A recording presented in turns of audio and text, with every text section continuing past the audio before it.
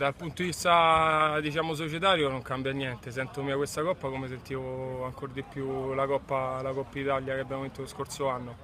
A livello gestionale c'è stato qualche cambiamento, ma dal punto di vista societario comunque ci occupiamo tutti di chiamare i giocatori, di occuparci di tutto. Non c'è presidente, vicepresidente, siamo tutti presidenti. Sì, sì, Simone lo conosco da tanti anni e conosco le sue caratteristiche tecniche, è molto bravo. E come già ci siamo detti per telefono, questa gara l'ha vinta il gruppo e vincerà sempre il gruppo perché questa è la nostra forza. Non c'è troppa individualità come negli altri gruppi, ad esempio il Cotton Club che è pieno di calciatori insomma, forti. Noi la buttiamo un po' troppo sull'agonismo e a volte forse pecchiamo, però alla fine va bene così, a noi ci piace. Grazie a Capitan Starace e alla A te. settimana prossima.